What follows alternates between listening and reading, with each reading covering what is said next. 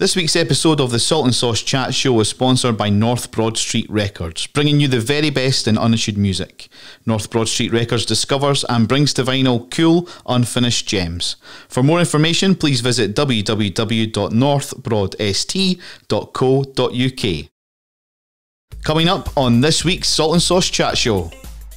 So we're all coming through together, and I was playing for Hutcheville. You could be playing for the school in the morning and playing against them for their school team, and then playing with them or playing against them in the afternoon. That's what it was.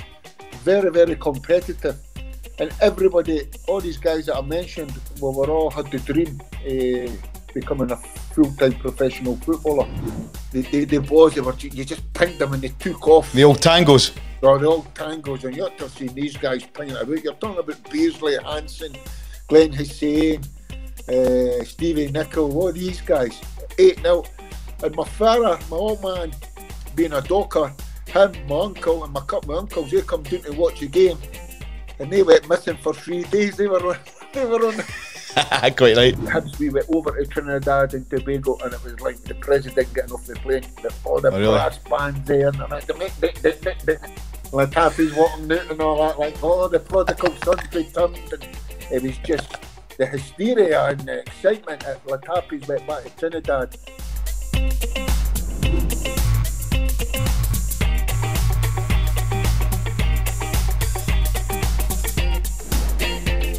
Welcome along to another episode of the Salt and Sauce Chat Show. I'm David Simmonds, and I'm absolutely delighted to be joined by this gentleman on the show this week. We've got John Yogi Hughes on the show. Oh, pleasure, guys. How are you? All right? Aye, good, mate. How's yourself? How you keeping? Aye, fine. Hard times, but you just got on with it, don't you? That's it, mate. That's it. So let's talk about yourself, Yogi. Your journey in football, it began in the junior ranks at Nitton Star. How do you think that shaped you as a player? It was everything for me. It was everything. I was like any youngster when I first started off. I played in a very competitive juvenile league. I played with Hutcheville. Yep. And in these days, we played with the juveniles and we played with the school. And you're talking about playing against or playing with guys like David Bowman, Gary Mackay, John Robertson, Keith Wright, Keane, Darren Jackson, all these guys. So we're all coming through together. And I was playing for Hutcheville. You could be playing for the school in the morning and playing against them for their school team, and then playing with them or playing against them in the afternoon. That's what it was. Very, very competitive. And everybody, all these guys that I mentioned, well, we all had the dream becoming a full-time professional footballer. I was in training at Easter Road 2 nights a week, and I loved it. I trained under a coach called Stan Vincent.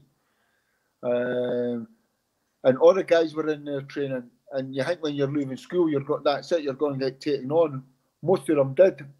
It never happened for some unknown reason. They didn't fancy me. Right. So that was my first disappointment. But it was my old man says, you need to keep playing football.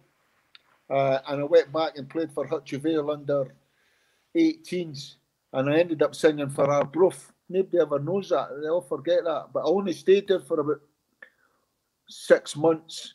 And I struggled because I never went full-time footballer. There was painting and decorating in the family.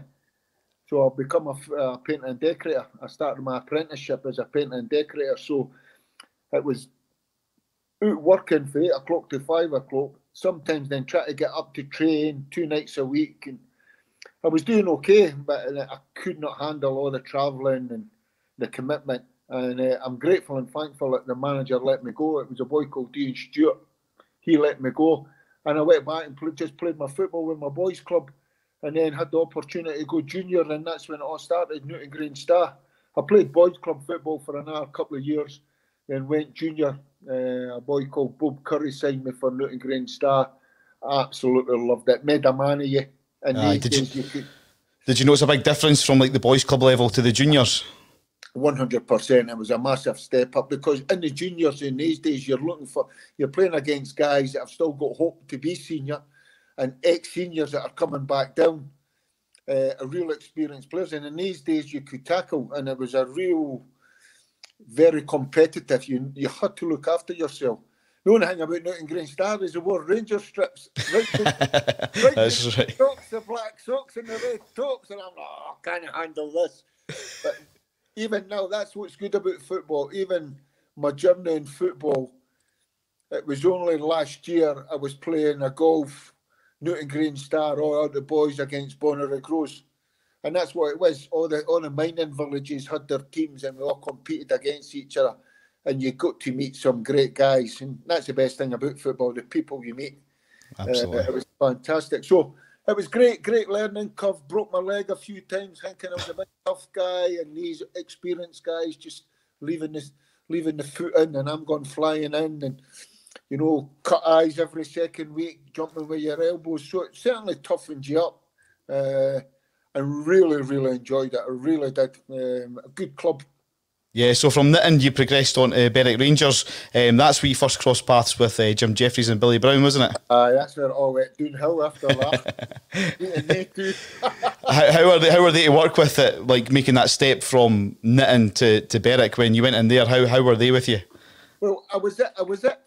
I actually joined Berwick Rangers before Jim and Billy come. It was a boy called Jimmy Thompson was the manager. Used to be the manager of Alloa. He was a docker beside my old man. And he says, "Can I sign your laddie?" I had the chance of going to East Fife, and for some unknown reason, I choose Berwick Rangers. But I never played for Jimmy Thompson because the first week I went there, I tore my calf. So, and the club were struggling for results. Jimmy then got the sack, and in come Jim Jefferies and Billy Brown. I knew Billy Brown vaguely for the juniors. He was at Musselburgh. That's right. But initially, I never hit it off with the gaffer. Because I was very angry what they'd done to Jimmy Thompson. And me and the gaffer never really hit it off. He says, "Well, if you don't want to be here, away back to Newton Green Star." So then eventually, but I still wasn't fit and playing. And eventually, I started training, getting myself fit. And then the two of us just got on like a house on fire. And I put these two guys down in my career. If it wasn't for these two guys, then I don't know where I would be, because I was at that age where I needed that discipline in my life, discipline of training, making sure that you turned up for training or you wouldn't get a game on a Saturday. And just that arm around your shoulder, sort of saying to yourself, "You've got a chance here, you've got a chance." But the gaffer being a gaffer, he come up with this crazy idea, "I'm going to play you centre forward." We never won it, Berwick. And the day he put me centre forward, I think we were second bottom of the league. We went on a 22-game unbeaten run. And I think we only moved one place up the league. And I played centre forward. I was never a centre forward, could never sniff it out. But I was more a target man. You could bang it up, and every centre half knew they had been in a game. That was just my style. And some of the players at Berwick Rangers wasn't much different from Newton Green Star, but one of my heroes, one of the players I loved watching when he played for Hibs, Ralph Callaghan, he was at Berwick Rangers at the time, and he was magnificent. Just listening to him and just the wee tips he could give you, and he'd say that. He says, "I'm just got to get the ball in midfield and got to fire it into your feet. Just you make sure you hold it up." And that's what I'd done. I just backed into the centre half. He fired it in, hold it up, and he would come and get it again. And just all that link up. So that was me starting to learn. Aye. Now, professionals do it. Sorry, Rob, did you know that Jim Jefferies and Billy Brown were going to reach the top in managerial positions? Did you know that even back then that they were the real deal?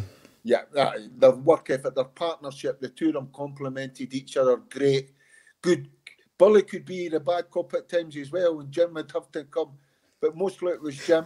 The two of them, Jim was good on the game, Billy was good at the coaching. The coaching sessions were great, really enjoyed the training, and they wanted the best for you.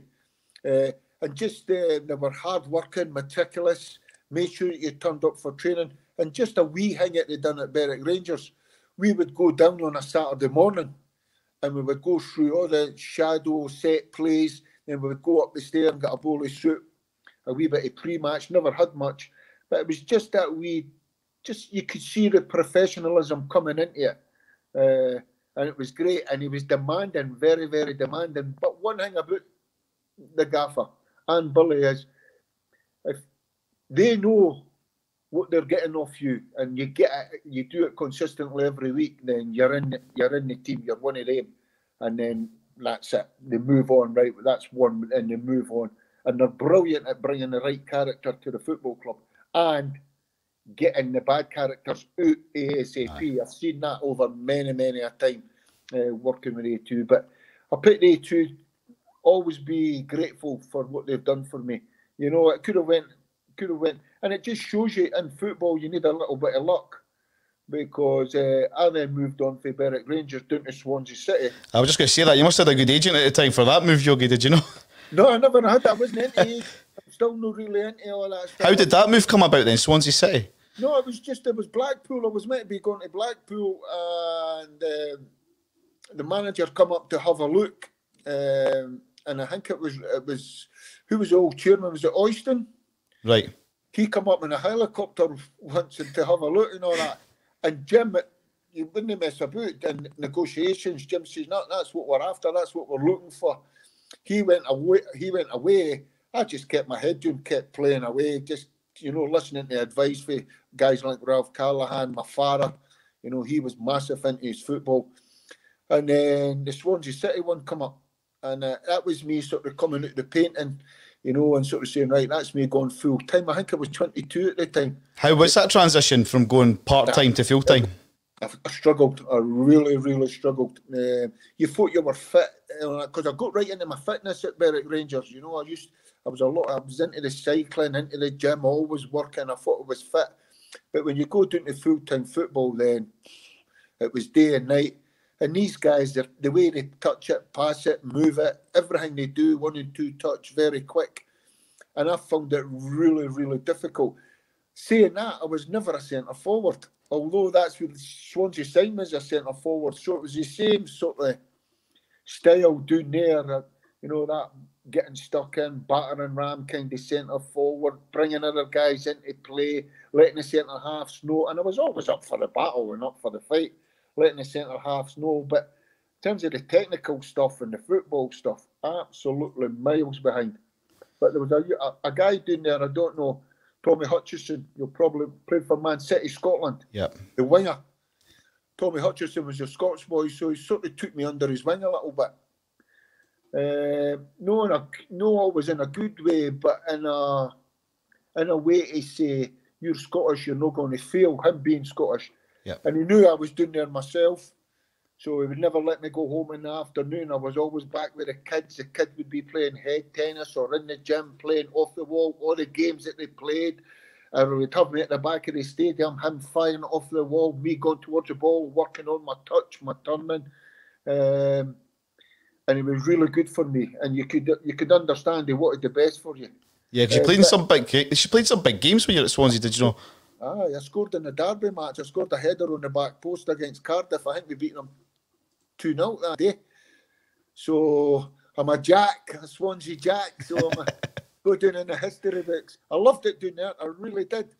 And it's funny because you're just starting to settle. And I got lucky because Ian Evans was the manager. He was the assistant manager in Mick McCarthy, Republic of Ireland. And he sent 3 Scots guys. Big guy Keith Walker for St Mirren and Paul Chalmers for St Mirren. They had just won the Scottish Cup. Right. But they were used to the full-time football, and I was like a fish out of water. But you were getting it. And Tommy Hutchison used to say to me, don't you ever take more than 2 touches. Play 2 touch. Even in the 5-a-sides, play 2 touch. And it was coming. But as I said to you earlier on, it just shows you how luck, because Jim and Bully moved to Falkirk and a full-time club, and knew what they were getting and come to get me.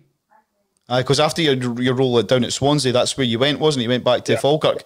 It wasn't the Falkirk Stadium back then, was it? It was Old Brockville. It was Old Brockville, yeah. It was Old Brockville, but it was a true story because Jim being Jim, see if you sit down and talk to him,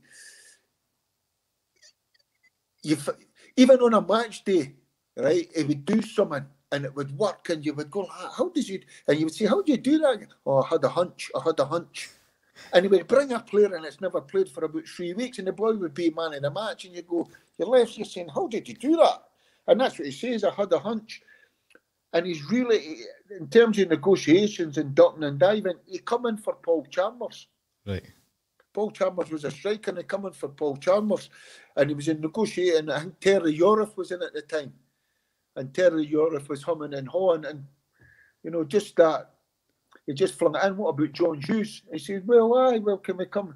And it was after me all the time because you knew what it was getting. And that was it. I can remember going in to speak to Terry Yorif, and he says, listen, Falkirk coming for you. Your old manager's there now. I says, aye. He says, we've agreed a bid. You need to go up and talk to him. I just leaned over the table and shook his hand. Says, thanks very much. I say, it's been a privilege. Really enjoyed it. Great experience. He says, no, you're just to go up and talk to her. I said, I'm not coming back. So did that... know what the deal is? I said, listen, I said, full time, that's what I'm after. And I had a wee Suzuki Jeep, wee flat top Jeep, thinking, man about town. I got as much in that as I could, honestly. And I just went for it for Swansea, up the road. And that was it. Signed for Falkirk the next game day and never looked back. As you say, wasn't the Falkirk it is now. It wasn't the Swansea it is now as well. It was old Vetch. Yep. But I had some great times doing there. I remember playing Liverpool in the FA Cup. We drew with them 0-0. Kenny Dalglish was the manager. We drew with them 0-0 at the Vetch. I should have scored in the last 5 minutes with a header. And then went and played the replay at Anfield. And they scalped us for 8-0. Oh. I hit the post far out. It would have been good to score, but they beat us 8-0, some team. And they played with the Adidas... The boys, you just pinged them and they took off. The old tangos. Oh, the old tangos. And you ought to have seen these guys pinging about. You're talking about Beardsley, Hansen, Glenn Hussein, Stevie Nicol, all these guys. 8-0. And my father, my old man, being a docker, him, my uncle, and my couple of uncles, they come down to watch the game. And they went missing for 3 days. They were on quite right, make an occasion of it. All the working men's clubs down in Liverpool, you know, and they remember all the through the dockers, and so that they stayed. My mum was on the phone. Where are they? I said, don't ask me. Doing a tour of Liverpool. up to Falkirk, and as I say, into Brockville. It was a bit of a shithole, to tell you the truth, Brockville, but that's what made it special. Yep. Honestly, that's what made it special. The goalkeeper could kick it from box to box. It was small, it was tight. The fans were right on top of you. It was never always a great surface.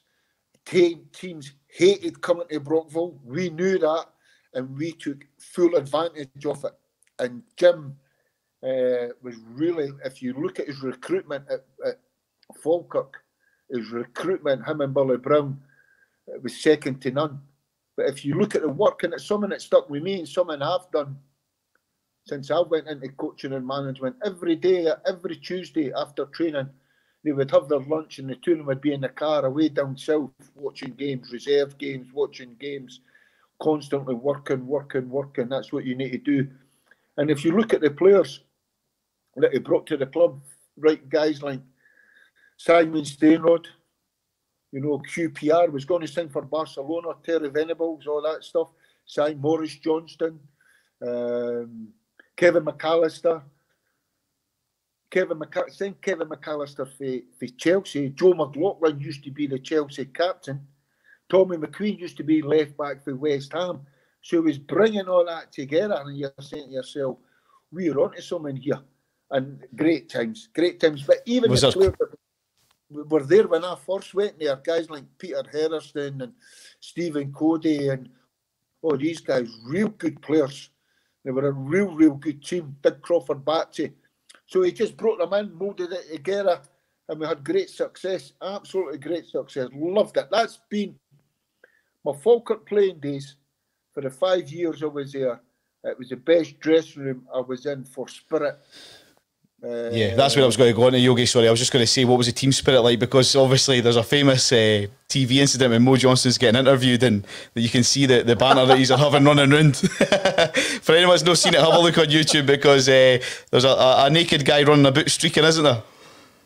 Well, you know, they had to cover it up, and the cover up was away down to my ankles, just to let you know that. All right. Brilliant. So, like you said, yeah. So I mean, you get a feel for that, don't you? You can see teams that have got that unity together when things like that happen. Everything we've done, and back in the days, it wasn't unusual we have a couple of pints or after the game saying you're going out for a couple of pints. But if one went, everybody went. And we all stuck together. And some of the characters that come through that club and some of the players, one of the best that I've ever played with, Stevie Fulton. He got him for Bolton, brought Stevie Fulton up to Falkirk. Fulton, what a footballer. You know, Billy McNeil says the next Baggio, and he wasn't far wrong. Stevie was a great, great footballer, but we used to call him the bomb scare because he could go off in one in a minute. And but just fantastic. Just great to be in that dressing room. Big Davy Weir. And then in my playing time there, I was never hitting it off. I was a boo boy because I was never a centre forward, and it was the same stuff. And I was a boo boy. And eventually I moved back to centre half. But he always kept faith in me, Jim and Billy, because of my character and the way I trained and my willingness. A winner, I always wanted to win and compete. And I moved back to centre half, and the game was in front of me, and I just went, wow. It was like, oh, who's turned the lights on here? I could see it all. I could see the ball. And I always loved attacking the ball in the air. And it was just like, this is me. This is a perfect fit for me. Fantastic. Do you kind of wish that maybe you'd played in that position a bit earlier on in your career, or? Aye. Well, I did it when I was a young boy. I sort of played in midfield, but I went back into right back at times. Up at Arbroath, I sort of played right back. But I was a centre half. I wish I could have been like everything else, 6'4", that. But, I love to go and attack the ball and compete. And I always used to say that I was never phased, no matter the bigger the challenge, the better. Because my mental mindset was, I've got to compete, I've got to get stuck in. You're allowed to do that. And if you do a double step over and bang it in the top corner, then I'll shake your hand and say, well done. But you're going to have to do it because I'm not going to make it easy for you. And I got myself really strong and really fit. Went in for all the fitness stuff, went crazy on it so I could go and compete. And it was great. I loved it. And I loved playing at Brockville, that tight pitch where, there was no room and there was plenty. And no days you could tackle, you could leave a bit on people, all that stuff. I loved it. Absolutely loved it. And I turned the fans around. Turned them right around to become, a cult kind of figure that they loved because they knew I wore my heart on my sleeve and I gave it everything. Wasn't always rosy in the garden. Got relegated a few times, broke my leg a few times. And one of the times we were playing Celtic, I think we were beating them 3-0, believe it or not, or 3-1. And I think they beat us 4-3. Oh. I got carried off. I went to tackle Collins. He was, and my studs got caught on the turf, and my ankle, my whole body weight went over the top. My ankle went snapped, and that was me. But Celtic were going to sign me that season, the end of that season. So I had to wait. And that was the first time, really, in terms of, we're talking about agents. Maurice Johnston was at the club at the time. Maurice knew what was going on. We Bill McMurdo. We Agent Orange. Yep. Bill McMurdo was about Falkirk a lot. I got to know Bill really well. And Bill says, listen, you need to get yourself an agent. And it was eventually Bill sort of says, listen, you need to recover because Celtic were sniffing about you. And I says, right, okay. Eventually done all my rehab, got back the next again season. And then Celtic, Tommy Burns coming. It was fantastic. It was a funny story because Jim Jefferies at that time as well, I was out of contract. And That's what I was going to say, Yogi. Sorry to interrupt me, because Jim and Billy, they went to Tynecastle to manage Hearts, didn't they? You obviously mentioned the likes of Fulton and Davy Weir. They followed suit and went to Hearts. Was there any chance you could have went to Hearts before Celtic? I was actually. I don't want to say that, but he was on the phone. You want to come to Hearts? And I'm, and I'm sort of and I says to Bill, let's listen to, let's go in and speak to Falkirk, see what they've got to say. Went in, and this is how it worked. We went in, me and Bill went in talking to Falkirk. We're in there for about an hour. He come out, he says, you need to talk to Hearts, Jim's after you. I says, right, okay, and we'll wait it all up. We went back up the car park. We were sitting in Bill's car at Falkirk at the stadium, and the phone went. And I heard Bill saying, aye, the lad is here. Aye, speak to him. I went on the phone. He says, listen, how would you like to come to Glasgow Celtic?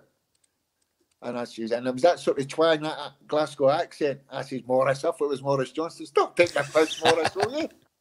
And I turned around and looked at Bull, and Bull's went like that. Tommy Burns. I went, oh, Jesus Christ. Pass the ball, the phone back to Bull. And Bull says, aye. He says, I've got him here. He's talking. He says, right, I'll meet you in an hour. We're about at my house, at Easterhouse. Right, okay. Put the phone down. He says, I take it you want to talk to Celtic. I says, aye, let's go. He says, you've got one phone call. He says, because we need to keep this quiet. I said, okay. I said, I'll phone the wife. Phone the wife. I says, listen, just keep this to yourself. I says, I'm on my way to talk to Celtic. She says, you're in talking to Falkirk. I says, I know, I'm finished. I'm going to talk to Celtic. She went, oh, all the best. I hope it works out for you. I says, go and tell my old man. She went down to the boozer. My old man was in the boozer having a pint after his work. And she pulled him and says, listen, keep this to yourself. He was on the slate, by the way. He had no money. He used to go on the slate and pay it at the end of the day. Aye, go on, tick. He said, keep this to yourself. He says, I think Yogi's got to sign for Celtic. He's talking to him, went back on. He says, right, a pint for everybody. My lad. For all you, mate. Went through the Easter, walked into Bull McMurdo's house. And this is a true story. It was like walking into Mini Ibrox. You walked in, he had the big Rangers crest carpet right in the front, red, white and blue blinds, Rangers photos all over the place, went into the kitchen, Rangers mugs. I'm saying, Bull, I said, Jesus Christ, I said, calm down it. No. Next thing a minute, ding dong, in walks Tommy Burns and Billy Stark. And they two just started laughing. They were in stitches. You know, the sense of humour. And Bull's getting a cup of tea and the Rangers mugs and all that. These three went in, did the deal, and that was it. And next again, he says, keep it quiet. Next again, that was on the Friday. Went on the Saturday. They were playing pre-season. They were playing Newcastle. Were coming in to open the stand. I passed my medical, and then I was just standing about. Bull McMurdo says, listen, it was Rod Stewart was coming in to open the stand. Come on, come with me. We'll meet him coming in off the jet. Plane, wait at the airport, come in, this is John Hughes, just signed for Celtic. He just says, absolutely different class, wish me all the best, saying I wish it was him. And they all jumped in the limo and went back to Parkhead. I had to get a lift taxi back. What left you at the airport? I left at the airport, near him in the limo. There was a snapper taking all the photos and he was going back to Parkhead, so I got a lift back with him. And watched the game and then made my debut against Liverpool on the Monday.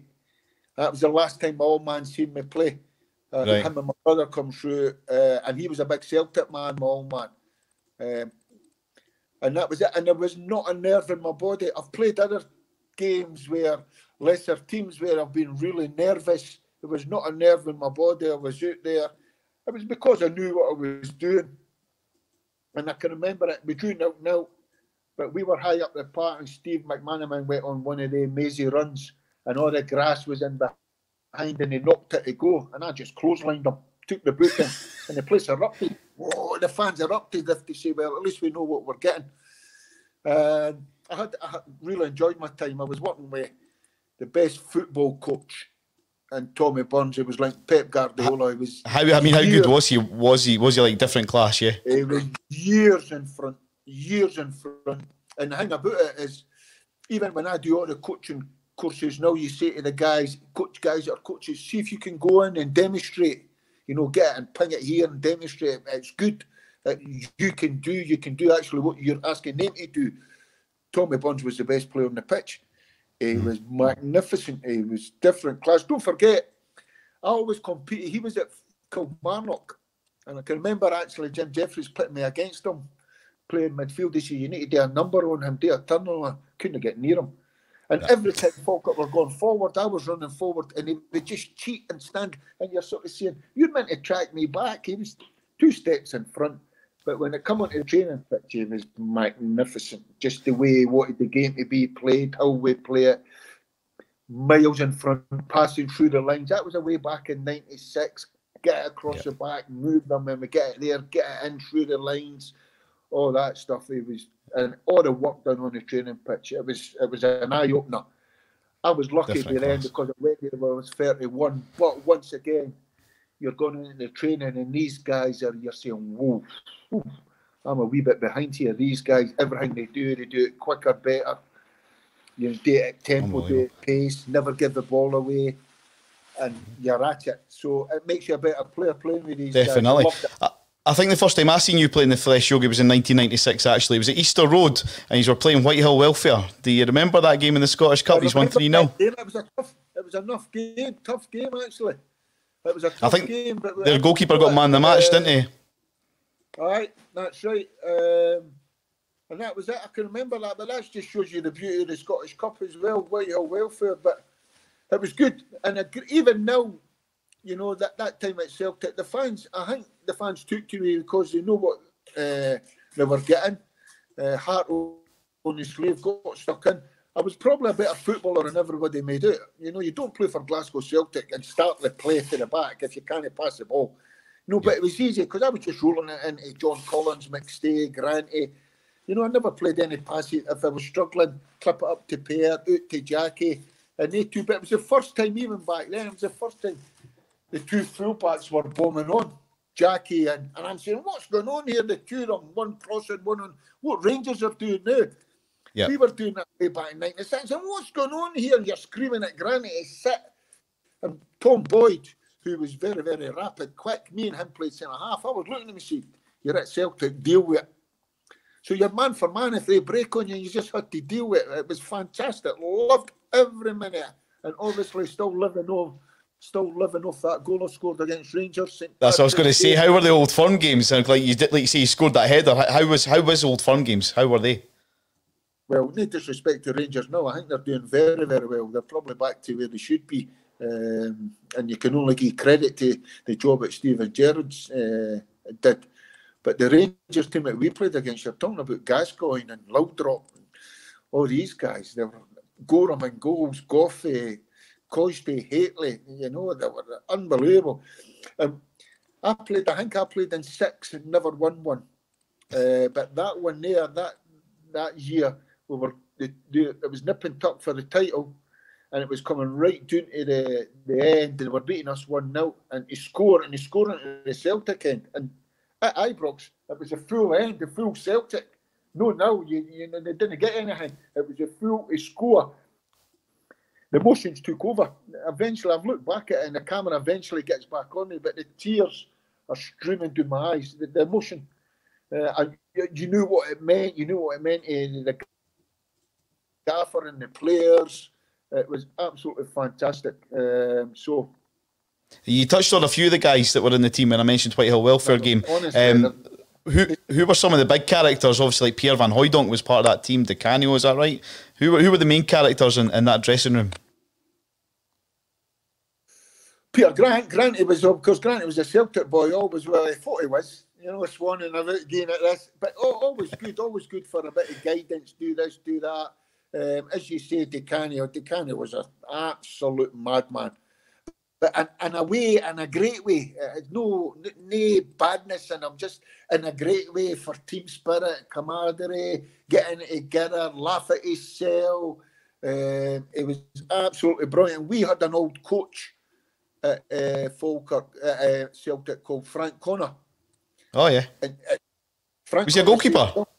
Was he originally a goalkeeper? I think he actually managed Celtic back in the day. He did. Went on to manage Raith Rovers and all that. I was with Frank doing it. Ayr United. Frank says you jumped. Well, Paulo had Frank Connor on toast. On toast. He used to torment him, sitting eating pre-match meal. He'd be under the table, jumping out at him and all that stuff. And it was just, and what a footballer. Brilliant. John Collins, you know, focus, you know, take the ball, great trainer, really switched on where he wanted to go. And Paul McStay never really, when I first went up, the Hat was injured for the first 2 or 3 months, and he come back. Wow. What a footballer he was. Never couldn't get the ball on him. He had feet like Freddie Astaire. Could not get the ball on him. Dictated the player, give me it. And I've got to say this, see at Celtic, see the games, young v old. Young v old games. They were more competitive in the games we played on the Saturday. But see if it wasn't up to see the standard. See if it wasn't up to standard and it wasn't up to scratch. TV would take part in the training. And honestly, it would leave a bit on somebody. The next game minute, it would kick off, and everybody, and the whole training just went up a notch. It just went up a notch. It was absolutely fantastic. And the thing about I've always noticed about these guys through at Celtic, you're talking about. I played with the three amigos, De Canio, Cadet, Van Hooijdonk, and all that. The day I signed, I walked into Celtic. Big Pierre says, "I'm absolutely delighted that we signed you," because every time we played against Falkirk, I made sure he knew he was in a game. I would grab his strip, make sure I grabbed the skin underneath it. I would stand on his toes. I'd punch him in the back. It was elbow. And he used to, and he says, "Oh, thank Christ we've got you." And all these guys, for all the big top players, so humble. So humble. They would do anything for you, go out their way to help you. And that's what it was. It was a great club. It was just unfortunate we come up against a right good Rangers team. Yep. So from the green side of Glasgow, you moved over to the green side of Edinburgh and you joined Hibs. How was that move for you? Well, when I was at Celtic, then I took over for Big Mogga, and then they signed Stubbsy. So the writing was on the wall. Tommy Burns was saying, "Listen, it's a squad game. You'll get your chance, and maybe we'll be doing this, that, and the next thing." There was a few clubs come in for me, and I wasn't really interested. But as soon as Hibs come in for me, born and bred Leafer, a supporter of the club. Although I was a supporter of Celtic when I was young, the only reason I changed allegiance is because I used to go to Parkhead on the Leaf supporters bus up until the age of about 15. And then the juveniles started playing on a Saturday. So you couldn't get to Parkhead, but you would still play your game. You could get up to Easter Road. And that's where it changed. And you were up there with all your mates and your brothers and all that and all your cousins. So just to come home and go and play for Hibs, then it was a no-brainer. And I got lucky because the guy that signed me was Jockey Scott. Yep. And Jockey Scott was a great coach, really knew the game, great. His training was magnificent. But we were at the time where it was always a transition. We were trying to get there, and the club never had the great money and invest in it. But once again, no matter what hardship you're going through, you come and meet players that you go, he's a diamond. Who were the kind of players in the Hibs team at that time? I played with Ray Wilkins. Of course. Yeah, of course. What a gentleman, Ray. And just sitting, you would be stupid. I was always knew, even at that age, I was going to go into coaching. I was always, my imagination as a coach and how I seen football and coming through the Celtic experience, and even with Jim and Billy, all the experience you picked up, you're sort of saying to yourself, but mostly for my old man, if you want to play football, it needs to be played on the grass and all that stuff. You need to play football, all that. So you would sit and you would get close to Ray Wilkins. Even if there was a reserve game at Easter Road, you would be sitting next to him and you would be picking his brains. What about this? What about that? Just talking football, picking up all the terminology and trying to work out how does that work? What do you mean by that? And asking all the questions. But it was absolutely fantastic. Obviously then Jockey moved on and Jim Duffy come in and then signed a few characters, one being Chick Chanley. Aye. Oh, Chick. Chick was different class. What a football. I can remember his goal against Celtic, just about for the halfway line. Smashed it in. Nutmeg King. Funny boy. Real good footballer.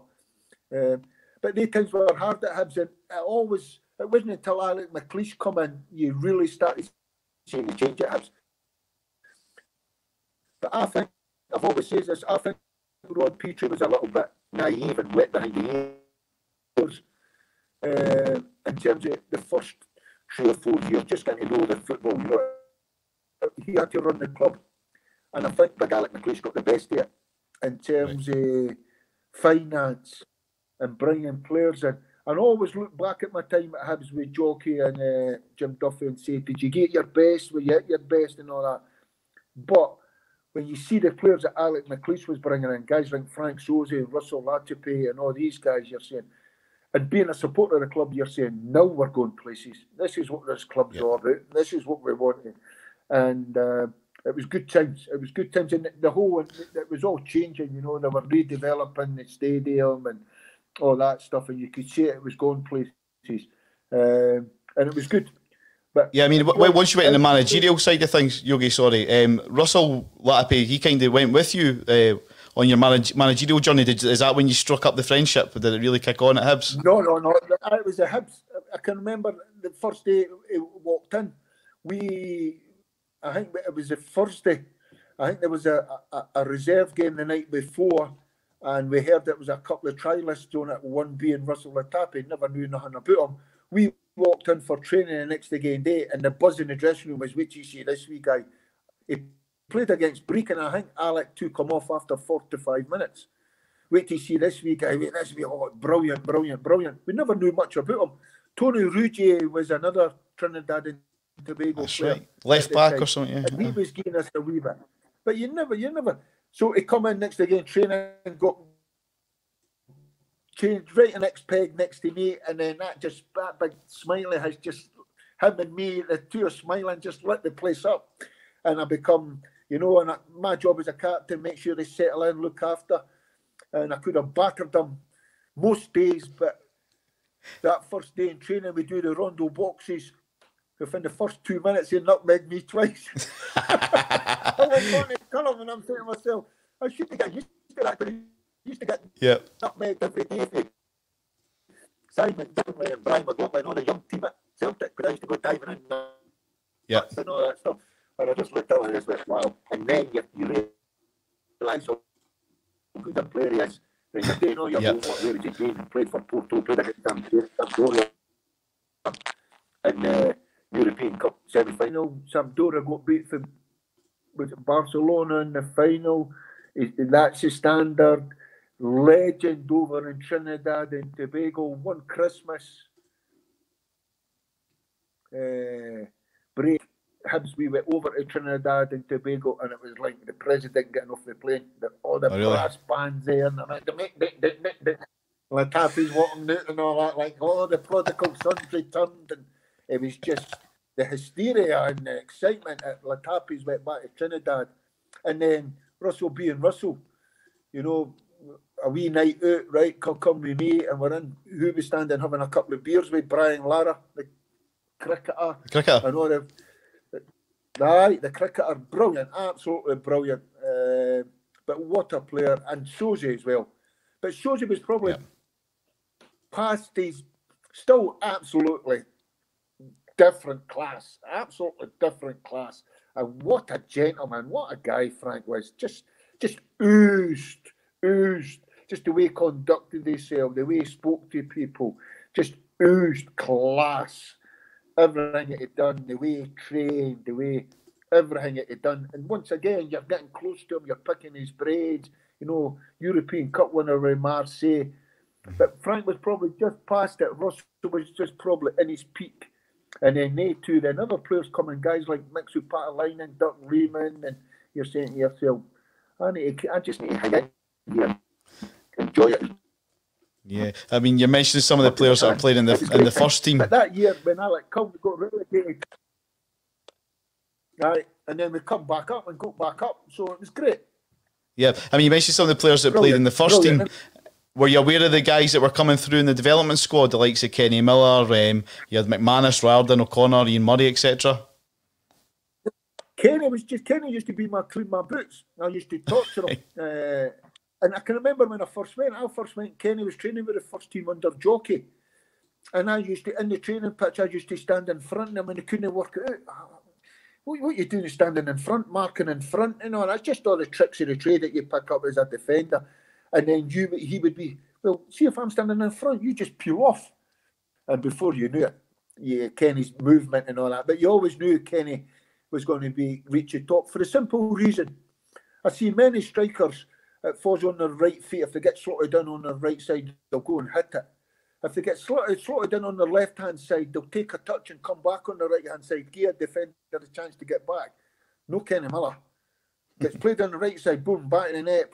Played on the left side, boom, back in the net. Could take it anyway. His movement and all that, and he had a desire and very, very sharp to go and play. So he was a wee bit above the rest of them. But the rest of them, McManus, Riordan, O'Connor, I used to battle them. I used to torture them. We used honestly, it was light suit. We had a wee boot room at Easter Road, and we were all in cleaning the boots, and I just used to pile in, flick the light suit, and it was a free for all. And honestly, the lights were going after about half a minute, and they're hanging off your neck, they're around your leg, and they're all patting you. But see after a while, you would be walking past, and they would be saying to you, "Come on, in, get yourself in. Come on, come in," because they made an arrangement on him. Right, if he comes in, everybody's in. He's getting it, and then you're building up on a rapport. But good times at Easter Road. What a laugh we had! I can remember getting up. I was doing a house, and I says to my mate, I says, "I need to get me a van for all this stuff. I'm renovating a house." He says, "I've not got." He says, "I've just got this wee Suzuki thing." He says, "But what happens? You had a roof rack and the back seat wet down, so you could get all the plaster and all this stuff in the back." And I just used to drive it in the Easter Road. Well, the young boys, they stole it. We used to park it used to go in, take the keys, park it 3 miles away and all that. "I'm going to kill you." So there was plenty of retribution. But you could see these guys, O'Connor and Riordan, they were got to the top, definitely. Every day after training with Donald Park, working on their finishing, crossing, finishing. What I'm talking about, left foot, right foot, left foot, right foot. And you would, Parky's just been sort of acknowledged for his coaching, hasn't he? How big a coach was he? How big a coach was Parky? Well, it was in with the kids all the time, but really good lad. I've got to know Donald really well, obviously through my Hibs days, but now I coach with the SFA and do all the tutoring. You know, you get Donald, great guy, absolutely salt of the earth. And the boys got lucky. You know, the boys got lucky having Donald there at that time because he had the salt of the earth. He would do anything for you. Anything. And he looked after these kids like he was their dad, honestly. But he loved you coming in and noising them up and getting a bit of them because even in the gym, you know, I used to say, "Right, come on, get yourself in the gym. We're doing a circuit, doing workout," and they would all come out and I would be in the mirror, pumping iron and the sweat, and you could see them all looking, saying, you know, you're saying, "Come on, you need to take part. That's what it takes to be a professional footballer." You know, we've trained in the morning, we've had our lunch, go and get your work, do your circuits, start off, and you were passing on all the experience and all your knowledge to them, to what it takes to be. Some of them took it on board. You would go in the next again week and they were all in doing their press ups, hitting the speed ball, you know, dips, pull ups. Some of them doing the weights, but they all got into it, and it was great. It was absolutely fantastic. So after Hibs, Yogi, after Hibs, you had a brief spell at Ayr United, then back to Falkirk before making the step up to be a manager. How did you find that transition from being a player to a manager? How was that?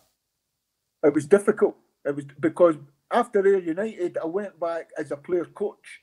With Ian McCall was a manager of Falkirk, and he signed Owen Coyle as a player coach and Marcel as a player coach. Basically, Coyle score all the goals, and I try and keep the back door shut. And we were cruising it. We were winning the league with a landslide Christmas time, and Ian went to Dundee United. Yeah. So the board says, "Well, naming for change, used to take it." So me and Owen were player managers, still playing away, but we needed somebody to come in to do the touchlines, and that's where we brought in. I knew Brian Rice, chipper from my days at Falkirk, played with him for about 4 or 5 years, and he had him at Airdrie before he come into Falkirk. So Coyle knew him, Owen knew him. So Chipper come in, done the coaching, done the line, and it was his business as usual, won the league. And then Owen left to go to Dundee United as a coach with Ian McCall. I stayed at Falkirk and they gave me the job. But you're saying, right, we've got the job, but we got denied promotion. We won it. We got denied because the stadium, well, Brockville, we never had a stadium, and we're looking at ground share, and we couldn't get anywhere. I think it was Motherwell that stayed up. Eventually, we never got to ground share, and we had to stay in the first division and play our football at Stenhillsmuir. That's right, because it was something to do with the 10,000 seats, wasn't it? That's it. That's right. And we couldn't do it and all that. So eventually we took our medicine. There's plenty of politics behind it. Honestly, we got shafted. There's no doubt about that. What went on. We should have been up there ground share and what you can do nowadays. But anyway, We took our medicine. We kept it in the community, Stenhouse. We're still in just outside Falkirk. You're saying how's the transition? Never had an office. Never had a stadium. Basically working at hampers, working at the porter cabins. Because we stayed, we never got promotion. I'm the manager. The budget wasn't the same. Some of the players that I played with the year before, I had to say to them, there's nothing for you. Yeah, that's the worst side. My teammates one year, next year said, I'm not got the money. There's nothing for you. That year, we struggled a little bit. I think we finished 4th in the league. But the next again year, we moved into the new stadium, Falkirk Stadium now. Yeah. And the Christmas, that's when I brought Latapi to the club. Latapi had left Rangers, went up to Dundee United, wasn't enjoying it, and I think that was him. He was ready to quit. I brought him into Falkirk. I said, listen, player coach, you can take the reserves. I'm going to build an academy and bring a lot of young players. And he was a catalyst for everything that we'd done at the club. He struggled that first year like everybody, but the next year when we moved into the new stadium, you could see him going, this is my stage. And we romped it by Christmas. But we had the problem, we still never met the criteria to get up into the Premier League. So one of the supporters that used to have, is it SHUH, S-H-U-C-H? He had Sandy Alexander. He says, listen, I'll build a stand behind one of the goals. He built a stand behind one of the goals, met the criteria, and that was us up into the Premier League. And our whole remit was to stay in the Premier League as long as we could, because even my time at Falkirk, we were yo-yo. And we stayed there all my time at Falkirk once we got in and brought some wonderful players, played some great football. I mean, you're talking about, but that goes back to what I said earlier on, recruitment. Seeing Jim and Bully doing the hard work that they'd done every week, me and Chipper, when we were away down south, and the players that we brought to the club, guys like Casper Schmeichel was my goalkeeper. Tim Krul was my other goalkeeper. We had Liam Brady come to watch us. We had a player on loan for Arsenal. He come to watch us play Celtic at Parkhead. We beat them. I think we beat them in the cup that night. And then after it, he come to get me. He says, listen, the way your team plays football, he says, get on the phone. Next to game minute, we had 4 or 5 for Arsenal. We got a boy called O'Donnell, wee Patrick Craig. They two were thick as thieves. A wee boy called Bradley is now the manager of Shamrock Rovers. Graham Barrett. And the one and only screwball Anthony Stokes. I knew that was coming. How was he to work with? Was he easy to coach or was he a pain in the neck? Magnificent. Oh, he was brilliant. Honestly, I love him to bits. He come to me at Falkirk as 17, just coming up for 18. So he was still a puppy, just a bairn. All the Irish boys looked after him. They were in that wee sort of bubble. They were all bouncing off each other. If you ever want to be successful in football, go and get a couple of Irish boys in your team and a couple of Scousers in your team. You'll not be far wrong. I'm telling you, because they bring that energy to the dressing room and the banter and all that stuff. And Stokesy scored 16 goals out of 18 games for me, and he scored a treble hat-trick. He had scored a double, and we were playing Dunfermline in the derby match, and he was flying. Remember Roy Keane? Roy Keane took up to Sunderland. Yep. Roy Keane took up to Sunderland after the Falkirk. On the back of what he'd done at Falkirk, I think Roy took up to Sunderland, and I think he turned up late for the bus. And rightly so. Oh, we're away there, we've slipped. Rightly so. See all this technology, I'm useless. Roy left him. Because he missed the bus? Rightly so. He missed the bus. Roy left him and just said, right, we're leaving. He'd done the same when he was at Falkirk, but he'd scored back-to-back hat-tricks. And we were playing Dunfermline. So 5 minutes, we're ready to leave. No there, 10 minutes. And Brian Rice says, you need to leave it. Come on, you've got to lose face here. I said, no, give me another 5 minutes. We're trying to get him on the phone.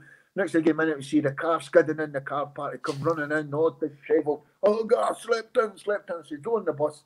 Calmed him down. And I knew he'd be up to 90. I just went down, sat next to him. I said, Stokesy, listen. I said, just calm down. Take a beat. He says, you're playing. I says, you've not done nothing wrong. We've all been late. You're playing. Oh, thanks for that. Thanks. Half an hour gone, hat-trick. Beat them 5-1. Stokesy. Boom. Hat-trick. That was his treble hat-trick. After the game, shower shaved, all that, ready to go back on the bus. He tries to get by on the bus. Where are you gone? What do you mean? Boom. This is what he says to me, mate. Oh, great. He says, Bob was fancy the night out in Dunfermline. Eventually, I said, right, go on. That's the last thing I need. The bold Stokes. But also, if you look at other guys that played there, the unsung heroes, guys like, I had Jack Ross at the team, a boy that played at Big Kenny Mullen, left back, 6'3", ended up playing centre half for me, and a wee boy called, goes very unnoticed, a boy called Stephen Thompson.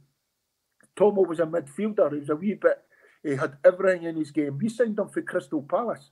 Right. He ended up going on to play for St Mirren, but he left me, went back down to Brighton and come back up. I was never standing in his way for his move down to Brighton. But what a footballer he was. He was box to box, got stuck in, loved the fight, fit as a fiddle, could come and play and link it up, start with play. And these guys just epitomised everything that we'd done. But it was Latapi.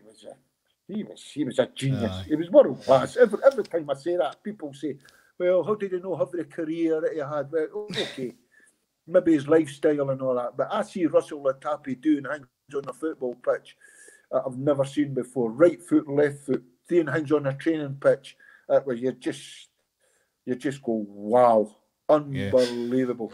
And even so you managed to team talks. You were at Parkhead, you would be going through it, you would be attention to detail, you were going through it, this is what I need, this. You would go like that. Russell, all the boys would go like that. You'd be sitting in the cubicle having a cigarette. You would go through and all the smoke there and say, Russell, Gaffer, I know what I'm doing. He would go and be man of the match. He was outstanding. But the players that we signed at Falkirk, in terms of mostly, I'm talking about, but mostly, see if you look at the strikers, right, for the word go, the strikers I had, my first two were Darryl Duffy and Andy Thompson, with Russell Latapi behind him. Andy Thompson was probably his movement and his goal scoring. That's Andy Thompson who went for Queen of the South. He was very similar to Coyley, just a great goal scorer, left foot, right foot. We got into Russell, they two were like the red arrows. Russell was just going like that, don't break your stride, put that in the net. Then for they two, I went on to Stokesy and Alan Gill. Gill's up. They two were different class. And I went on to Michael Higdon and Stevie Lovell, Carol Finnegan, John Stewart. So all my time at Falkirk, I had strikers that, were different class, could win us a game. Because that theory obviously worked because you managed to keep Falkirk up in the Premier League and you got to the cup final as well. That one of those years, wasn't it? It was 2009, was it? The cup final, Scottish Cup final. That's it, right. The time at Falkirk, we got them up. We kept them in the Premier League for the longest time. We got to 2 League Cup semi-finals. The year Hibs won it, Kilmarnock beat us in the semi. 2 League Cup semi-finals. Took them into Europe for the first time in their history. And got to the Scottish Cup final. That was my last game. We played Rangers at Hampden. And if it was a football match, we were winners. We passed Rangers off the pitch. But they beat us 1-0, and I suppose it's all about winning the trophy. But it was easy because I got out my team what I was looking for. All my hard work on the training pitch, I see it getting implemented. All the rotations, keeping the ball, passing the ball. But I had a good team. They were good guys like Burton O'Brien and Kevin McBride. They never gave the ball away in all my time at Falkirk. We'd never give the ball away. And they were a good Jackie McNamara, Neil McCann played in that team. Scotty Arfield played in that. He was one of the... And that was probably the highlight. Although we got beat all my time there as manager of Falkirk, that cup final, my proudest thing, we had 3 players starting from the academy, Arfield, Scobie and Darren Barr. And Darren Barr was the captain of the team that day. And 2 on the bench, and 1 come off, Mark Stewart come off the bench and got to the last 15 minutes.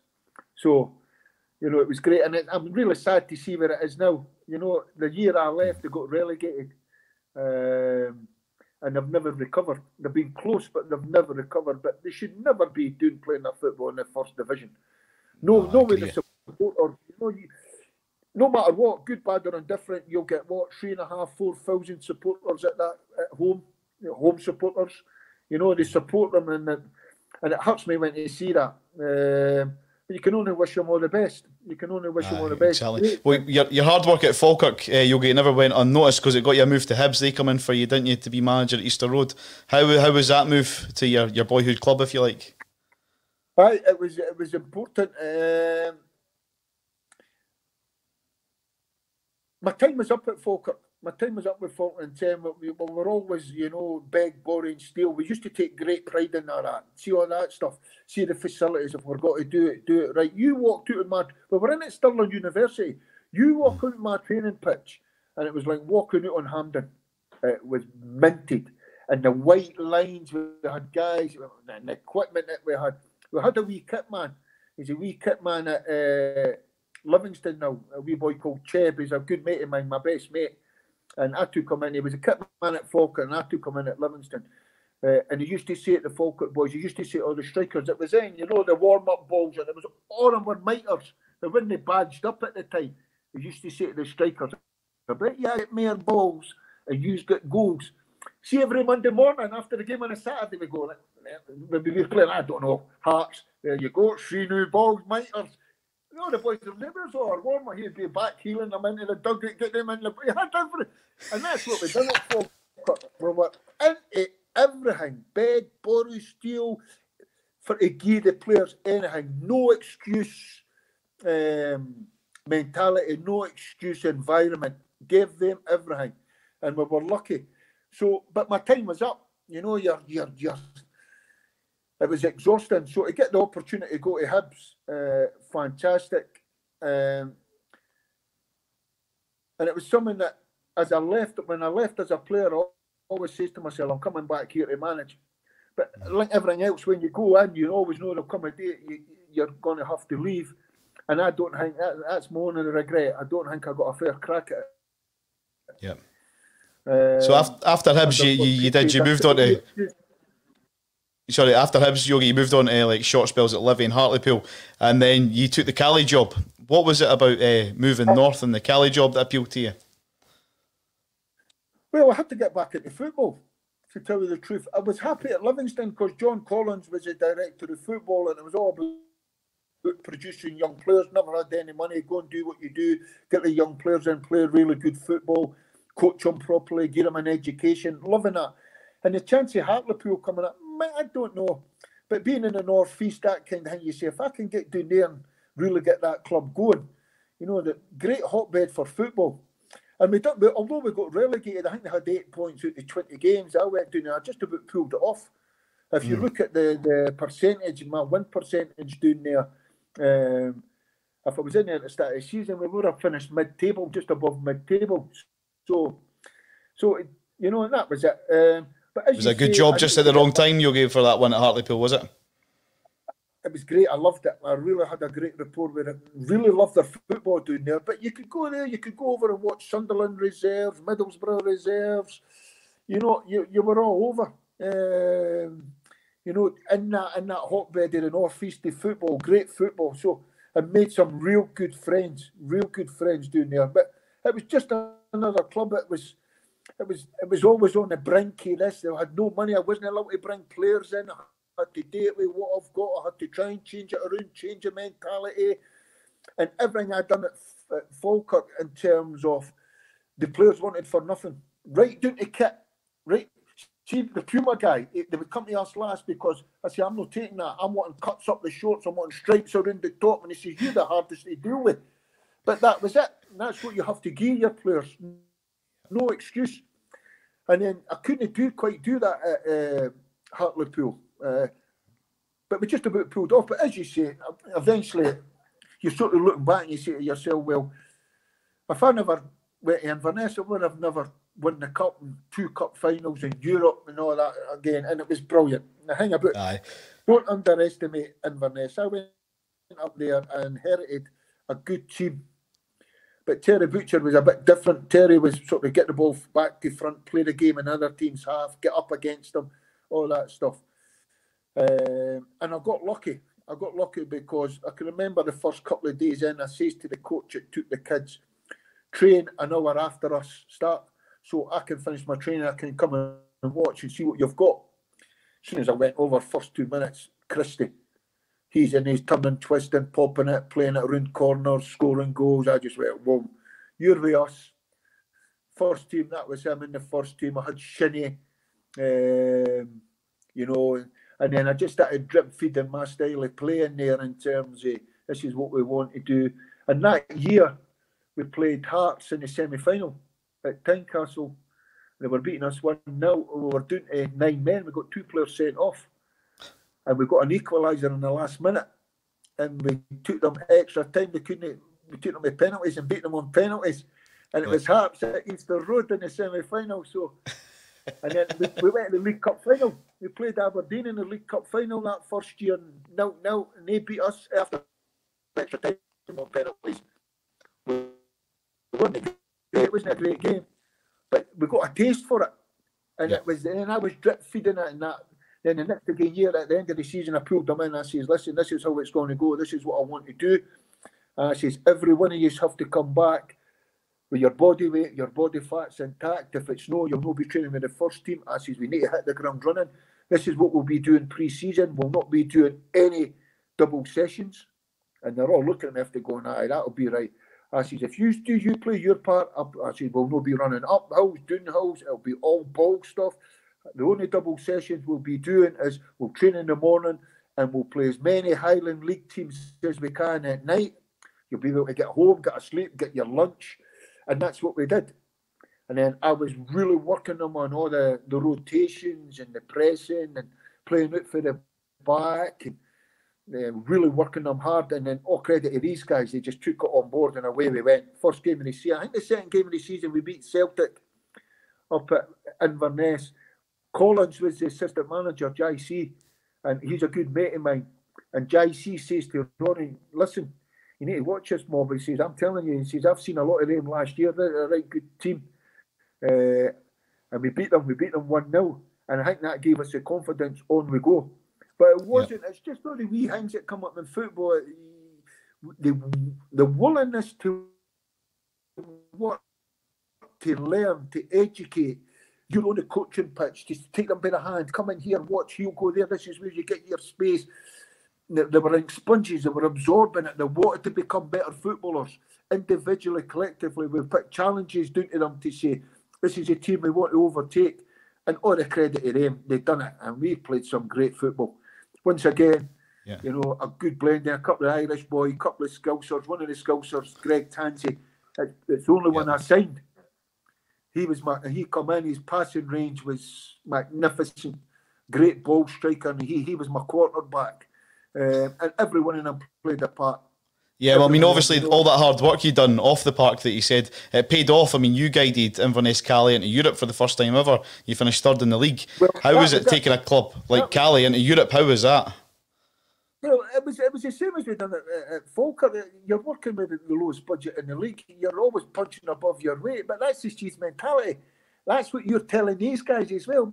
By the way, look, everybody thinks we're a turnover really easy, and you're saying to them, for one time in your life, we're all here for a reason. We've all ended up, why not just make it special and beat them all and show them all and keep proving them all wrong and create that siege mentality. And even if there wasn't someone there, you would make it up. Did you read that paper this morning? Where's that? And the boys would be up for it. But it was mostly important about keeping the discipline and making sure all the work we done on the training pitch had to materialise and get implemented on a Saturday. And it's all the stuff that you pick up. You know, when I done the boxing, amateur boxing, and, you know, I was like a whirlwind, like a windmill. If the opponent moved out the way, I would be out the ring, down the high street. And then coming back to the corner and your coach telling you, no listening, no hearing a word, no implementing it. And it's passing on all that stuff, all your experiences, even in football, you know, just getting stuck in, no listening. And to be fair, the boys were different class. So, and I got lucky as well, as I say, with the players and all that. And even big guys like Billy Mackay, well, big drapes in midfield was magnificent for me. You know, he done all the donkey work for Tansy and let all the boys go and play, and all the messy work got stuck in. Billy Mackay scored the goals, and there was plenty. But the thing about it was, we were up in Inverness, and I keep saying this, everybody, there was nowhere else to stay. Everybody stayed in Inverness. It's not like you're in, let's just say, at Hibs, and then training's finished. Half the boys are going back to Glasgow, some are away to Dundee, and all that. You're in Inverness, all the boys were saying, come on, we'll go back out in the afternoon. They would want to train in the afternoon because you knew the training sessions were good. It was all game specific. It was all what we wanted to do. They were learning, great. You know, you have to solve the solutions, come up with the answers. But everything was done on passing the ball. What I've talked about, 1 and 2 touch. Keep it moving, keep the ball turning over, 1 and 2 touch. We'll get them, tire them out, let them come and press us, then we'll go and play in and educating them. And it was fantastic. So to do what we did, winning the Scottish Cup final. That's what's just going to go into my next point, Yogi. I mean, you led them to their first ever silverware, the Scottish Cup final in 2015. What do you remember of that day? Well, it was a semi-final against Celtic. We knew that was a big one. If you're ever going to win a cup, you have to beat one half of the Old Firm, if not, you know, to win it. And Celtic that day, we were never intimidated with Celtic. We were never scared. We always had to go at them. And you're talking about, no disrespect, you're talking about, and I says it at the time, the Celtic team, you're talking about the 2 best centre-halves Celtic have had for years, and Denayer and Van Hooijdonk, and Van Dijk. Van Dijk, yeah. Van Dijk was a Rolls Royce. See what he's doing now, you know. But it was even evident away back then. The guy used to play with a cigar on. And Denayer, next to him, he was rapid, quick. You see what he's doing now? He was a fantastic Belgium international. Yeah. And Bruni is banging there and all that stuff. But we were never intimidated in him. And I can remember that semi-final. I went to watch him midweek. Who were they playing? I forget who they were playing. And after 20 minutes, you always do match reports. After 20 minutes, I just felt like I was taking my notes and I put my book in my pocket. And I was with one of my mates. He says, what you doing? I say, I've got it. I say, I know what I'm going to do. I say, I'm going to press him. I'm going to make the goalie kick every long ball, Craig Gordon. So as soon as the game started, as soon as the ball went back to Craig Gordon, we were on the high. We were up. Wingers up against fullback, centre forwards up against centre half. Van Dijk's not getting started. Midfielders up against them. And we knew it. I think it was Johansson and Griffiths up front. I knew the goalie's kicking it. My centre halves have got to win the headers. So we forced him to kick it. As soon as he kicked it, one of my strikers would drop back in. My wingers would be back in. And it was like we had the numbers in midfield. And if you look at that cup final, for the first 20 minutes, we were a better team. Yeah. But you're playing against Glasgow Celtic. And then before you know it, boom, I think it was free kick. And we got lucky. Wilkins should have been sent off. He handballed it on the line. He should have been sent off. It was a sending off. And we got lucky. But once again, that's the luck that you have to carry when you're playing against the Old Firm. And then to see everything, all your work coming to fruition. And I'll tell you the two things. When we played, we used to leave, see when there was a corner against us, I used to leave 3 players up the pitch. And I used to say, it's a game of bluff. You either have to leave 4 back or you go and gamble, because I'm gambling. It's a game of gamble. I'm gambling. And that day, Celtic took a corner and it got hit and shot. It got headed up. And Marley Watkins, who's up at Aberdeen now, he's the quickest, one of the quickest players I've ever worked with. He's rapid, quick, but not just once. 90 minutes, he's still going. And he got played in. And as soon as he got played in, you say, for that corner, taking that gamble, you're saying, we've got a chance here. And he knocked it, and he knocked it too far in front of him, but still had the legs to get there in front of Craig Gordon. Craig Gordon come out, brought him down, penalty. And we're saying, oh, here we go, right, sending off. The time Craig Gordon went off, and your time 5 minutes, Tansy standing over it, you're saying to yourself, whoa. And then I think they took Forrest off, so that Celtic down to 10 men. Tansy scored the penalty, and that was it. You don't want to play against Inverness the way we kept the ball. But once again, you're playing against Celtic, that never die attitude. And it was a great game, and went into injury time. And the winner in injury time, Shinnie, my left back, Jinkin getting played in around the box and getting that cut back crossing, and my right back, David Raven, coming in the far post to score. Everything got taught at Celtic, the two fullbacks bombing on and everything, you're saying, right, that's what I'm going to implement, and see it coming to fruition. And he beat Celtic, absolutely different class. And we had nothing to lose. We're massive underdogs, nothing to lose. All the pressure was on Celtic. Different in the cup final. Yeah, to meet your old club Falkirk in the cup final, was there quite mixed emotions there playing against Falkirk in the final? Oh, aye, 100%. Because there's still, even the old guy walked him out. Although it was Peter Houston as a manager, they gave the job to an old guy called Bobby Wilson. Bobby Wilson was there when I was a player under Jim Jefferies, and when I come back as manager, he was like the kit man, not the kit man, kit manager. He was a nuisance. But one of these guys, in your club, one of these guys, he just brought joy, and so and walked my team out and Bobby over there, having spent so much time with him. I can remember a Christmas night out, we took wee Bobby on a Christmas night out, staff night out, and he's getting at the 2 fingers of whiskey, 2 and all that. Oh, you ought to have seen the state of him.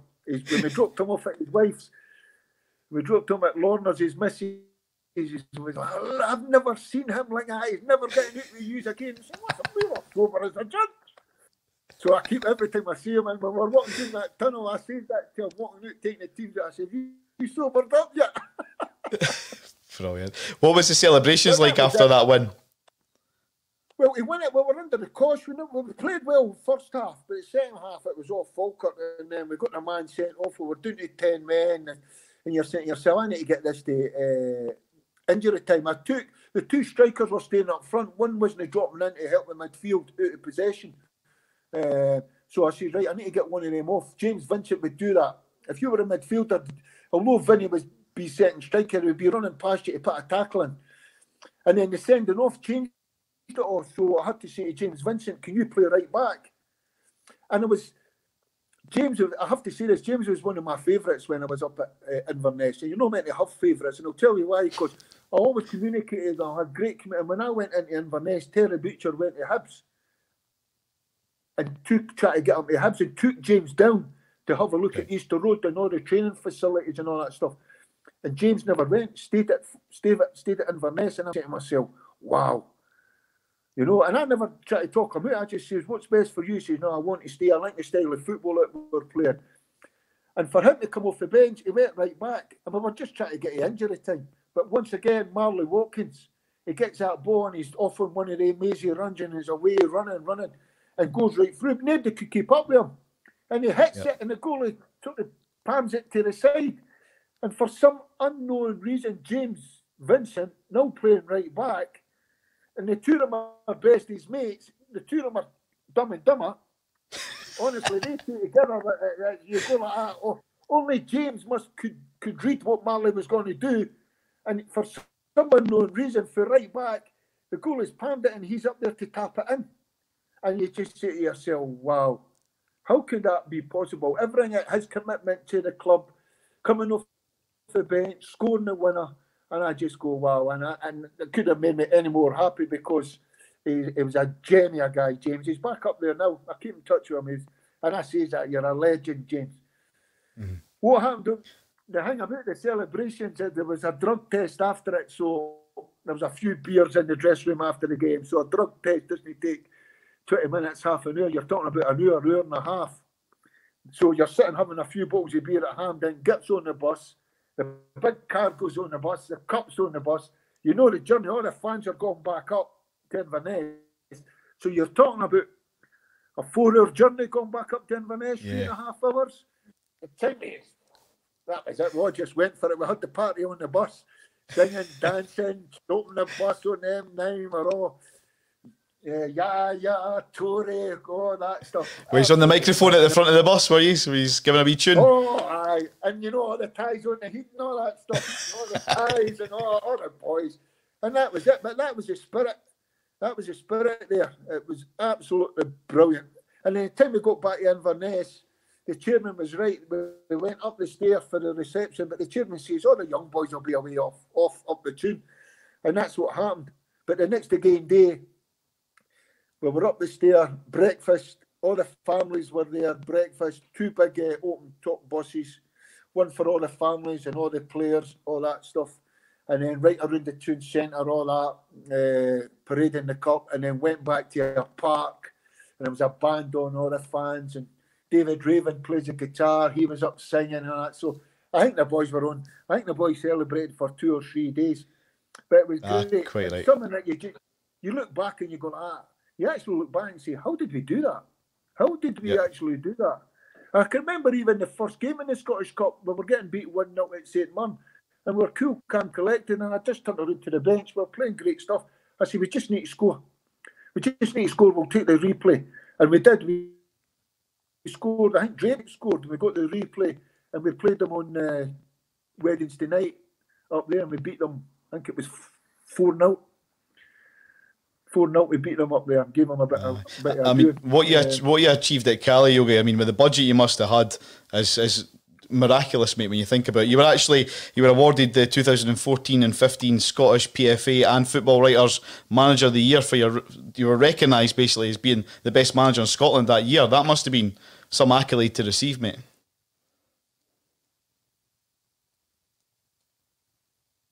Hello? Yeah, it was just me up the award for the boys. It was all their hard work. I'm only the recipient here in terms of going up there and being. These boys were different class. They would say that I changed the style of play and we played real great football, and that was maybe part of the success. But it was great. But even in terms of the longevity manager, when I first started off away back at Falkirk in the First Division, I got Manager of the Year 2002. So to date for way back there, up to 2015. That's what you call blowing your own trumpet. Quite right, mate. No, but that longevity, when you see some of the managers that come and go, the longevity being there, it was fantastic. And the sad thing again is what I said to you later on, you know 1 minute you're coming in, you know one day you'll have to leave. That's the sad thing, it's football. And then I just felt I took Inverness as far as I could take it. All the players were leaving. Shinnie left, Christie left, Marley Watkins left. The next year we had horrendous injury problems. Big Gary Warren, my captain, he broke his leg first game of the season. A partner, Josh Meekins, he done his knee, never played for me that season. So, and we still finished, I think we finished 7th. So that last year, but you just sort of saying to yourself, right, maybe I've just took this as far as I could. And plus, I always promised my wife, and this is not a cop-out, I always promised my wife, I always wanted to see the kids grow up. The kids, and her mum and dad, the two of them were suffering with dementia in the hospital. The two of them were in the nursing home. She had all that. She was bringing up the girls. And they were 14, 15 at the time. And I just says to myself, I need to get home and see them grow up and maybe give them that, bit of fatherhood that they might need in their life. Because I was away for 3 years. And it would, trust me, it wasn't every day. My wife wouldn't see me for months. I would come down and play, even if I was at Tynecastle. I would be back on the bus going back up to Inverness. Easy to come home because I had to show the players, no, this is I'm in it here. This is my home. This is me. That was my commitment to it. And then I just said, nah, enough's enough. And it was time for me to move on. There was a wee bit of pieces in terms of, can we do this, do that? And I just went, nah, it was time for me. But loved it. Do I regret leaving? I possibly do now when you look back on it. But once again, as soon as they get relegated, and it's an SPL club, and it needs to be. But Robbo, if they've got anybody, I think Robbo might just do that. I think he's got a good team up there. But great place to stay. Don't underestimate Inverness in the Highlands. Absolutely fantastic walk of life. Fantastic. I stayed away in the country. You could never. My phone wouldn't work in my house. So nobody could get me. I used to cycle in, cycle home. It was 20 miles in, 20 miles home. Done that about 5 times a week. I was getting myself fit. Everything was just football, no distractions. It was really, and I'm working with some really, really good footballers. And I have to give the wee chairman I mentioned at the time. Yep, who was that? Sorry. Kenny Cameron that gave me the job. I remember going for the job. I met him in Edinburgh, and I was just sitting like I'm talking to you. Once I start talking football, I can't stop. I just get enthusiastic about it. And after about 45 minutes, I says, right, you want to start the interview? He says, I think we've had it. And then Brilliant. 2 days later, he phoned me up and says, the job's yours, can you come up? And I says, aye, fine. But I knew what I was going into. I'd done all my due diligence and all my homework, just through my experience in other clubs. There was a coach up there, a boy called Scott Kelleher. It was at Celtic when I was there. He took the kids and he was giving me the lowdown on everything that would need to be done and all that stuff. And he was a great foil for me. And obviously, we took wee Russell up there as well as assistant manager. Right. Aye. So wee Russell played a massive part in the success that we had. But it was great. It was great. Like I said earlier, what you achieved up there, mate, nothing short of miraculous. A manager your calibre needs to be back in the dugout, mate. Is it just a case that the right job's not come along yet, or? I possibly that. I've got close to one or two that I've really fancied. I've been very close to one or two abroad that I've really fancied, and got. I had one of them, you know, and I just went away from it the last time. So that was there. And then it's just other ones that you went, that's no for me, that's no for me. Just through my experience, you know, being in football management, it has to be the right one. It has to be full time. When I've got the players, you know, 24/7, and everything that I've talked about here, set that environment that brings success, and let you go and set that environment. That no excuse. Environment. No excuse. I mean, there's two vacancies at the moment that I can think of off the top of my head at Livingston and at Morton. Would any of them appeal to you, John? They all appeal to me, but the one at Livingston, I've been there and I've done that, and I think Davey will get that. Mark and Dale, he'll get that. If they want to give him it, he deserves it. In fact, he was always running the show in there. You know what I mean? So I think that one. And in terms of Morton, maybe be a wee bit. Because listen, see. I've got the thing about me, I've got a real obsessive nature. See, if I take up golf, which I've not played, I'm morning, noon and night. I'm watching videos, watching YouTube. I've got golf clubs out. I'm every gadget. I picked up a magazine, a golf magazine, and it says 100 best golf gadgets. I had 70 in them. And I think I'm want to play in the Open and all that stuff. And you're all in whatever you do. Everything, morning, noon and night. And then I got into the cycling. And I'm reading all this stuff and I'm doing all my research on it, and you have to be lean, and it's all about watts and power output and all to your weight. Took my weight down to way down to something like 30. I used to play at 14 stone, took it down to about 13 stone 2, so you could get up the hills, and I would do something like about 150, 200 miles a week, and Collins, John's a cyclist as well, so the two of us were away we would go and that. And then I'm saying to myself, now I'm into the gym. I want to be a weightlifter. I'm back in the gym, and I took my body weight. I'm away up to 15 stone 10, and you know, bulking, pumping the iron every day, 7 days a week or 6 days a week. And they're asking all the questions, and I'm sort of saying to myself, everybody says, what you doing with yourself? I say, I'm just living the life. Oh, good for you. I said, let me tell you, living the life's no easy. Yeah. I says, I'm in that gym every morning, 2 hours, really gone for it. And even in the cycling, getting around about cyclists that improve you. See what I'm saying about footballers? Ray Wilkins, all these guys, getting in about them, picking their brains, getting in about cyclists that improve you. When I was golfing, in about golfers, all the Saltman brothers, professional golfers. I think Lloyd finished highest amateur in the Open when Tiger Woods won it at St Andrews. In fact, and Lloyd qualified for the Open doing it just past Gillen. No, the Open course down there, down the East Coast. Archerfield, was it? Down in the village for me as well. We're getting here. No, the one just before it. The big Open course. No, is it Winterfield? No. I forget. Muirfield. Muirfield, that's it. I'm not a big golfer myself, you guys. Muirfield, I'm sure it is, aye. So he gave us the tickets. He gave me and the pro the tickets for the club shop. So we're down there at 7 o'clock in the morning, 7:30 out, right? We walks in, a boy that we know says, you've just missed Lloyd, he just teed off on a practice round. Says, oh, aye. He says, right, we'll get him on the second. Me and the guy gets into the second. Who's he playing the practice round with? Rory McIlroy. Really? Wow. Muirfield, he gives it that, Lloyd. In you come. near under the ropes. 16 holes. Standing next to watching Rory McIlroy, close quarter, banging the ball, hitting it and all that stuff. Him and Lloyd were mates, should have Johnny Walker and all that. So when I'm taking up the golf, that's sort of guys I try, because I want to be the best. And it's the exact same with the football. No, you mentioned that. It's the exact same with the football. When I go to the football, everything else goes. Yep. Family goes, everything goes, and it's 24/7 football. And you're all in. That's just the way it is. That's the way I am. So you mentioned you've done a bit of cycling with John Collins. I know, I'm sure you will, Yogi. You have to, mate. You're too good not to be. But and that's me blowing smoke up your arse now.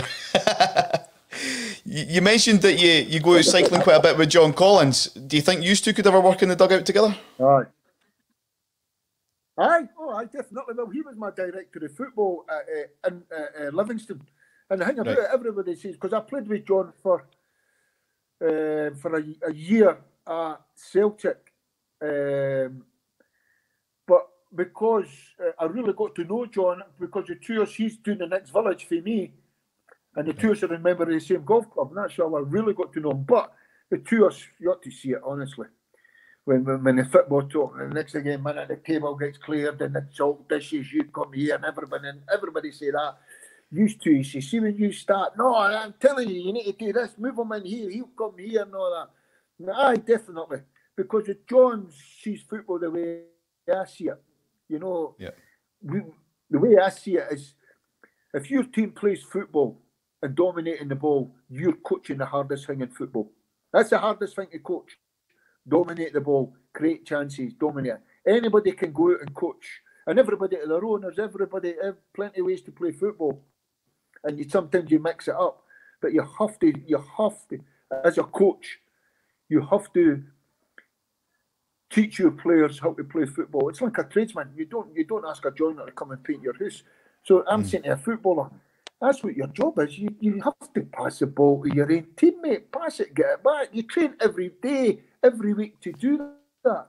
And I'll give you a chance on a Saturday, we put you on the same colour as strip. And 9 times out of 10, I've found that. See, when you're saying all that and doing all that, the boys are stimulated because they want to learn, they want to play football that way. And it's great. So, as I say, hopefully an opportunity will come up, the right opportunity, and I get back in there and hopefully I can get the success that I've had. You know, I've been happy with the success I've had right from away back in Falkirk. If you look at the CV, I think that's 3 cup finals, 3 teams in Europe, 2 for the first time in their history, working on limited budgets, give young kids a chance in terms of Arfield, Christie's, you know, all these, do it. I try to do it right. But nah, Yogi, you need to be back at a team somewhere full time. Without a doubt. And it's been a pleasure having you the show on the day. I've appreciated every minute of it. Ladies and gentlemen. John Hughes. Thanks again, mate. Do appreciate it, Yogi. Thank you. Top man. Cheers. All the best.